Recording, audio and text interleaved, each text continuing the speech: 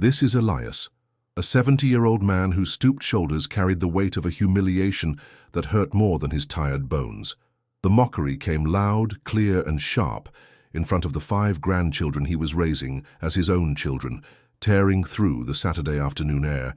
Poor man at his age and still having to take care of that whole battalion, he doesn't get a minute of peace. The phrase, thrown by a neighbor with a scornful smile, desecrated not only his dignity but also the memory of his daughter and the innocence of the children who looked at him, their eyes suddenly filled with a sadness they didn't yet know how to name. It was poverty being rubbed in his face like an insult. Has your faith ever been tested this way, to the point of feeling the bitter taste of injustice in your mouth? Before I tell you how God acted in his life after this soul-crushing humiliation, comment here where you are watching from and subscribe to the channel. Believe me, you won't want to miss what happens when we place the pains the world causes us in his hands, because the answer he prepares silences even the most bitter hearts. The street where Sue Elias lived was a narrow corridor of exposed lives.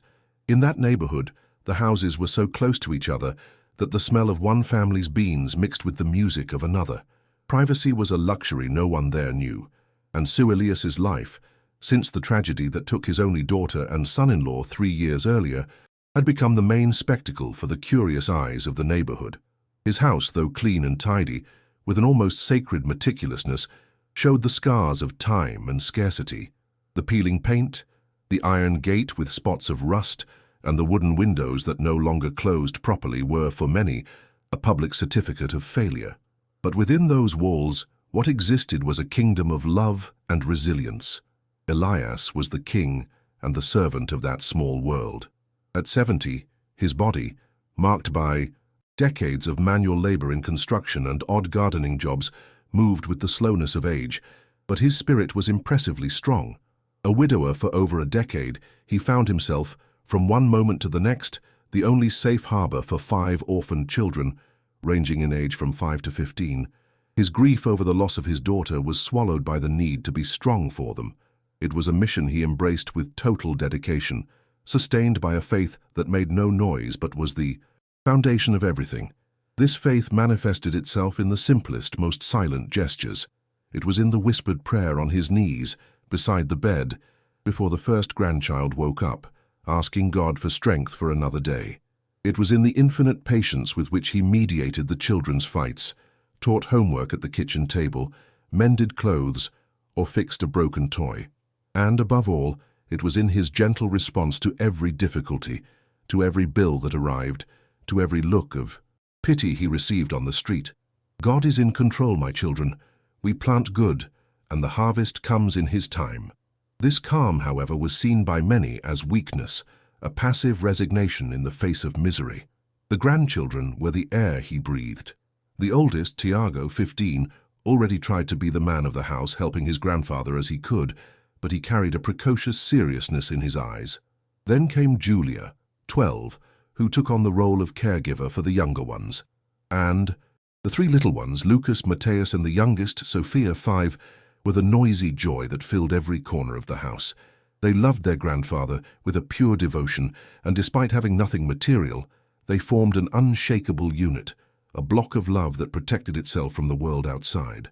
Their laughter was the soundtrack to Sue Elias's life, and it was for them that he faced everything. Across the street, however, lived the personification of judgment, Donna Carmen, a middle-aged woman whose life seemed to feed on the misfortune of others. A widow with her children grown and distant, her silent, impeccable house contrasted with the vibrant chaos of Sue Elias's home. To her, all that movement was a nuisance, a disorder, a constant reminder of that family's lack of ambition. She led a small choir of neighbors who shared her subtle contempt, exchanging whispers and looks of superiority whenever they saw the old man with his troop of grandchildren. To them, Sue Elias was just a poor soul, the living proof of what happens when you don't plan for the future. In complete contrast, the small evangelical church in the neighborhood was Sue Elias's refuge, a simple hall with plastic chairs and a wooden pulpit, but for him it was a palace. There he was not the poor old man, but Brother Elias, a man whose spiritual strength was silently admired. The pastor, a young and understanding man, and some of the congregation, like Sister Zelia, a generous-hearted lady, saw him with deep respect. They were the ones who from time to time would show up at his gate with a food basket or some meat, help that Elias accepted with the humility of one who knows that divine providence often uses the hands of men. The street represented the judgment of the world, the church, the renewal of his soul.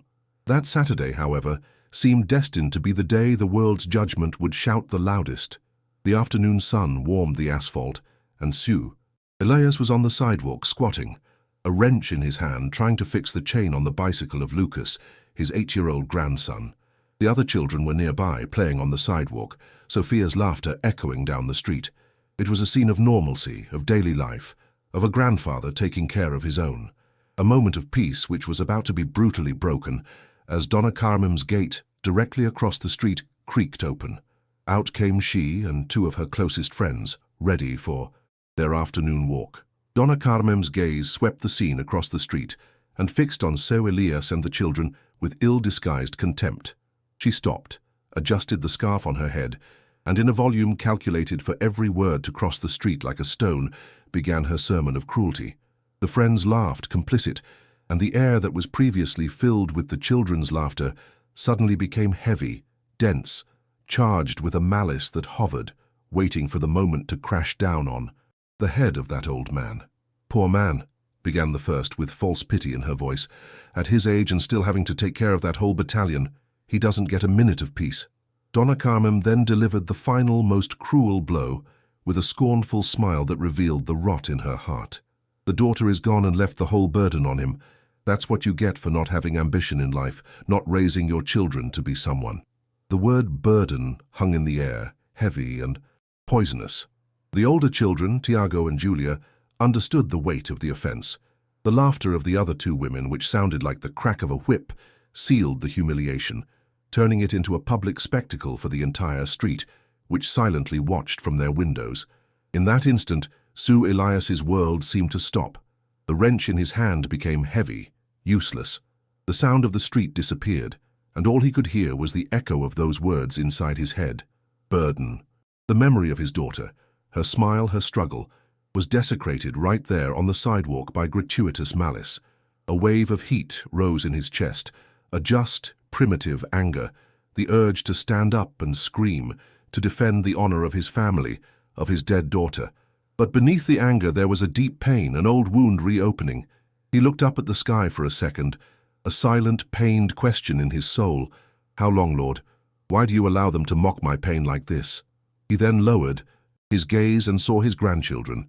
Lucas had stopped playing and was staring at him, confusion written on his face. Julia, at 12, already had tears in her eyes and was hugging little Sophia, as if trying to shield her from the words she didn't yet understand. But it was the look in Tiago's eyes, the oldest, that hit him the hardest.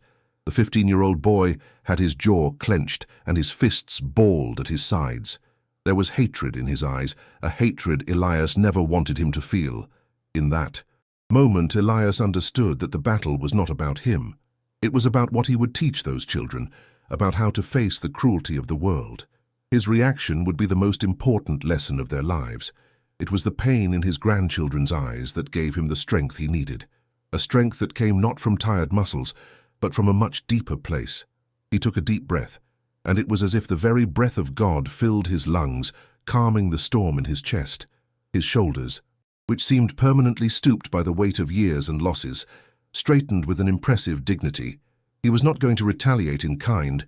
He was going to show them the difference between the wealth of the world and the wealth of the spirit. He stood up slowly, his old body protesting, but his soul was erect and unshakable. He wiped his greasy hands on an old rag, a deliberate, calm gesture that caught the 3 women's attention. Seu Elias then looked directly at Donna Carmen. His eyes conveyed not anger, but a peace so deep and serene that it completely disarmed her. The scornful smile on her face faltered, replaced by a sudden confusion. She had expected shouts, insults, a street fight. She had not expected this. With a firm but gentle voice which carried the weight of a lifetime of faith, he said, "Donna Carmen, you are right. I have no rest, but that is because God gave me the blessing of having a house full of joy and a heart full of love. I pray that you one day feel a Wealth as great as mine. The entire street which was spying seemed to hold its breath. He did not wait for a response. After uttering those words, which fell like hot coals on the women's consciences, he turned to his grandchildren. A tender, genuine smile lit up his tired face, erasing any trace of the pain he had felt. "Let's go inside, children. It's time for our afternoon prayer," he said, his voice now soft, full of affection. He placed his hand on Tiago's shoulder, a gesture that said, "Calm down, my son. This is not our war," and led his small troop inside. On the sidewalk, Donna Carmen and her friends stood motionless, in a shocked, wordless silence. The humiliation they had tried to impose had turned against them, leaving them exposed in their own pettiness. As he closed the gate, the sound of the street was left behind. Inside the house, the air was different. It was a sanctuary. Elias did not ignore what had happened. He sat the children down in the living room, on the old worn sofas, and looked into each of their eyes. "The world out there is sometimes cruel," he began in a calm voice. "People say things to hurt us because their hearts are empty. They see our struggle and call it a burden, but we know it's a blessing. Never forget that. Our strength doesn't come from what others think, but from what we know to be true in here," he said, pointing to his own chest. And then he did what he always did, in the most difficult moments. "Now, let's thank God for our wealth." And there, in the middle of the simple living room, holding hands, they prayed. So Elias did not ask for justice or revenge. He gave thanks for the health of each grandchild, for the bread on the table, for the love that united them. He asked God to bless Donna Carmen, to fill the emptiness in her heart with love. Tiago, whose face was still tense, relaxed his shoulders as he heard his grandfather's prayer. Julia's tears dried. The prayer didn't change what had happened outside, but it changed what was happening inside them. It healed the wound before it could become infected with hatred. In the days that followed, something changed on the street. The story of Sue Elias's response spread faster than gossip. The neighbors who once looked at him with pity now greeted him with a different kind of respect. A "good morning, Sue Elias," that sounded firmer, more sincere. Donna Carmen and her friends became the subject of whispers. Their cruelty, once seen as a form of power, was now regarded as shameful. They barely left their houses, and when they did, they walked with their heads down, avoiding Elias's gaze at all costs. His dignity had exposed their lack of it. But for Elias, the victory was not in the shame of others. At night, alone in his room, the pain still stung. The memory of the word burden associated with his daughter still hurt him. He would open his worn Bible, the same one his wife used to read, and seek comfort in God's promises. He didn't feel like a hero. He just felt like a tired man, trying to do the right thing, asking God to honor his faith and protect his grandchildren's hearts. He trusted that true justice, the harvest of his patience, was yet to come. He just didn't know how or when it would arrive. Life continued its normal course for a few more weeks. Sue Elias's routine remained the same. Wake up before the sun, pray, prepare coffee, take the children to school, pick them up, make lunch, fix what was broken, tell stories, pray. Again. The only difference was the silence that now came from Donna Carmen's house. It was a heavy, awkward silence, which seemed like a tacit acknowledgement of the moral defeat she had suffered. The public humiliation was not forgotten, but it was absorbed by the silent strength of that family's faith. Elias, however, held no grudge. In his prayers, he continued to ask for her, understanding that her bitterness was a disease of the soul. It was on an ordinary Tuesday with a grey sky and the promise of rain that the time of harvest began to announce itself. The day was running like any other. Elias was in the kitchen, peeling potatoes for the dinner soup, while the grandchildren did their homework at the table. The sound of a different engine, more powerful and smoother than the old cars that usually passed on the street, caught his attention. The sound stopped right in front of his gate. Curiosity made the entire neighborhood silently approach their windows. It was a black, elegant, shiny car, a model that seemed to have come from another world and landed on that street of patched asphalt. From the car, a man emerged who contrasted even more with the scenery. He was a tall, young black man, dressed in an impeccably tailored suit. He adjusted his tie, looked at the number on Sue Elias's house, checked a paper he had in his hands, and walked with firm steps toward the rusty gate. The curtains in the neighboring houses moved. Donna Carmen, who hadn't been seen on the street for days, was there, peeking through a crack in the window, her face a mask of astonishment and curiosity. Who was that man? What did he want with the poor old man? Speculations ran silently from one window to another. Maybe he was a court officer, someone from Child Protective Services. Malice still sought an explanation that fit its worldview. Tiago, the eldest grandson, was the one who answered the call at the gate. He looked at the well-dressed man with suspicion. The young man introduced himself with a polite smile. "Good afternoon, I'm looking for Mr. Elias dos Santos. Does he live here?" Tiago nodded and called for his grandfather, who came drying his hands on a dish towel, his face marked by curiosity and slight apprehension. Elias opened the gate and the man extended his hand. "So, Elias, my name is Dr. Andre. I'm a lawyer. I've been looking for you for a few months. May I come in and talk for a moment? It's a very important matter, and I believe good news." Elias, still not understanding, consented and invited him in under the watchful eyes of the entire street. They sat in the simple living room. The lawyer looked around, not with pity, but with a visible respect for the cleanliness and order of the place. He saw the children, who looked at him with a mixture of shyness and curiosity, and he smiled at them. Then he turned to Sue Elias and began to explain, his voice calm and professional. "Mr. Elias, I represent the engineering company where your son-in-law, the father of these children, worked. I know the loss was an immense tragedy, and I'm very sorry for it. But the reason for my visit is to bring a resolution that took a long time, but has finally arrived." Elias felt his heart race. The mention of his son-in-law always brought a mixture of longing and pain. Dr. Andre opened his leather briefcase and took out some documents. "Your son-in-law was an exemplary employee, and as such the company had a substantial life insurance policy in his and your daughter's name. In addition, he contributed for years to a private pension fund, thinking about the family's future.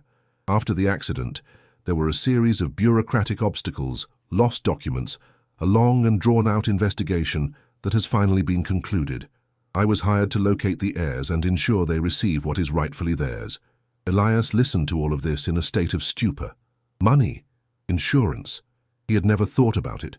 The pain of the loss had been so great that the practical matters had been forgotten.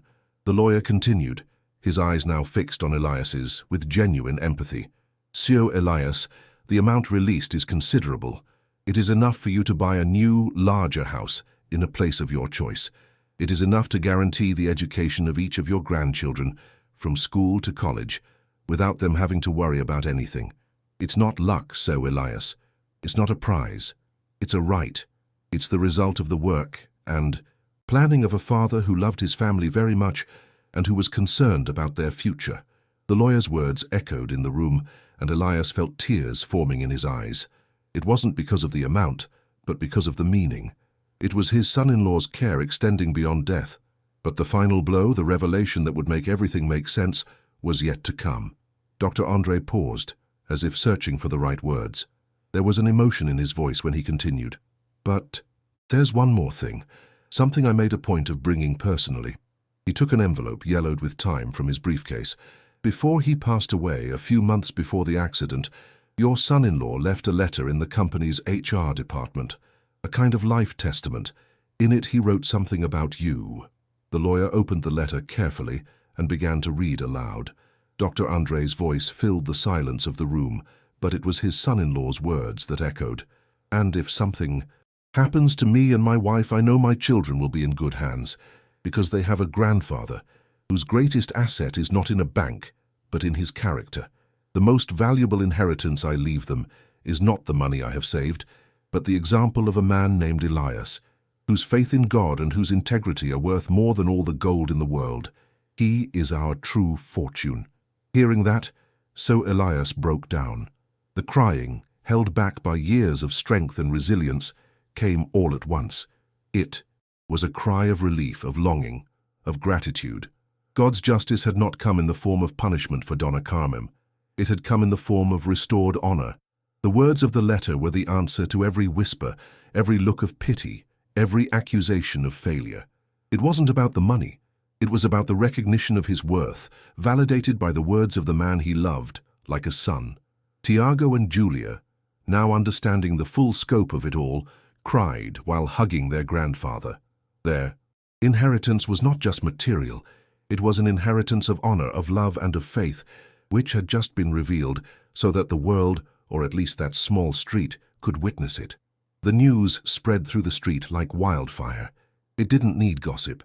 The image of the elegant car, the serious lawyer, and later the cries of relief that could be heard from Elias's house were enough to build the narrative. When Dr. Andre left an hour later, leaving the documents and the promise of a new future on the living room table, the entire street was watching him. He gave a respectful nod to Sir Elias, who accompanied him to the gate, and left, leaving behind a community in a state of shock and awe.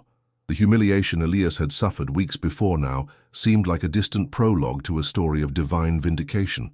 Everyone's perception changed overnight. The poor old man was transformed in the eyes of the neighborhood into an honored patriarch, a man whose spiritual wealth, which they had so despised, had materialized in an unquestionable way. The same neighbors who previously averted their gaze with pity now approached him with an almost fearful respect. The conversations changed. "I always knew Sir Elias was a man of God," one would say. "Justice is slow, but it never fails," commented another. The hypocrisy was palpable, but Elias didn't care. He just smiled with the same serenity as always, silently thanking God for allowing his honor to be restored before those who had judged him. For Donna Carmen, the revelation was like a silent and relentless punishment. She saw everything from her window, every detail. The arrival of the car, the conversation, the emotion. The son-in-law's letter, whose story was told by Tiago to a friend and quickly spread, was the final blow. His words about Elias's true fortune were a mirror that reflected the poverty of her own spirit. She, who prided herself on her tidy house and planned life, was confronted with the truth that her heart was empty and her wealth insignificant. Shame consumed her to such an extent that she could no longer face anyone. She did not move, but she became a prisoner in her own home. The walks with her friends ceased. The loud, judgmental conversations on the sidewalk gave way to a sepulchral silence. Her friends, in turn, distanced themselves from her, as if Carmen's bitterness were contagious. The mockery she had hurled at Elias ricocheted and hit her with devastating force, isolating her in her own malice. God did not have to lift a finger to punish her. Her own conscience, awakened by the blessing in Elias's life, took it upon itself to settle the score. Her loneliness became the living testimony of her failure. Meanwhile, the life of Sir Elias and his grandchildren flourished. True to his essence, he did not change. The first thing he did with the money was not to look for a new house, but to organize a large Thanksgiving service in his small church. He donated a generous amount for the renovation of the temple and for the social work that helped other needy families. He wanted the first part of the blessing to be returned to the source of his strength. His humility, now backed by resources, became even more powerful, a walking testimony to the power of faith and gratitude. With Dr. Andre's help, he found a larger house in the same neighborhood just a few streets away, a house with a yard for the children to run in, with a room for each of them, and a garden where he could plant his flowers. He did not want to move away from his roots, from his community. He renovated the old house and rented it for a symbolic amount to a young single mother from the church who was going through difficulties. The act sealed his reputation not as a man who became rich, but as a man who had always been rich in spirit and who could now share his material blessings. The most beautiful transformation, however, was in the grandchildren, the shadow of worry that marked. Tiago's face gave way to a youthful optimism. He became a leader in the church, helping other young people, and dreamed of becoming an engineer like his father. Julia was able to dedicate herself to her studies and discovered a talent for the arts. The younger ones flourished, secure and supported, knowing that their future was guaranteed. The burden that Donna Carmen had mentioned turned out to be the greatest of blessings, a set of 5 precious jewels that could now shine without the constraints of need. Sir Elias finally found the rest that Donna Carmen said he didn't have. Not a rest from the absence of his grandchildren, but the rest of peace of mind. He spent his afternoons in a rocking chair on the porch of the new house, watching the children play in the yard, his heart overflowing with a gratitude that words could not express. He remembered the humiliation on the sidewalk, not with bitterness, but as a landmark. a necessary trial that preceded the greatest blessing of his life. The scar was there, but it reminded him of God's faithfulness. Years later, the story of Sue Elias became a legend in the neighborhood, told and retold in the church, in conversation circles, as a living example that faith is not an escape from reality, but the strength to transform it. The image of the black car stopping on the humble street was engraved in the collective memory as the moment when heaven touched earth to honor one of its faithful children. The inheritance that came from the heavens was not just the money, but the lesson it taught everyone. The final lesson echoed in every gesture of Elias, in every piece of advice he gave to the younger people in the church, in every prayer he made. The world may laugh at your struggle and call you poor, but to God a faithful heart is a chest full of treasure, and at the right time, He Himself takes it upon Himself to open it and show everyone your true fortune. His story became a beacon, proving that true wealth is not measured by what one has, but by what one is in the eyes of God. Donna Carmen's house, on the other hand, remained a silent monument to bitterness. She grew old alone, watching from a distance the happiness of the family she once despised.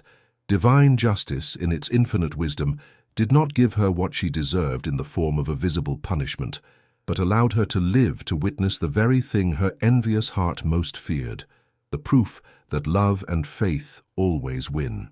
Elias's grandchildren grew up to be honorable adults, each following their own path, but never forgetting the foundation their grandfather gave them. They would come back to visit him every Sunday, filling the new house with the same joy that once filled the old one. The father's inheritance and the grandfather's faith merged to create a legacy of love that would be passed on to future generations. Until the end of his days, Sue Elias remained the same humble man, with a serene gaze and an unshakable spirit. He saw his grandchildren graduate, marry, and have their own children. He held his great-grandchildren in his lap, on the same porch where he once only dreamed of peace. His story was not about a happy ending, but about the journey of a faith that was tested in fire and came out as pure gold. The mockery of that Saturday afternoon was never completely forgotten.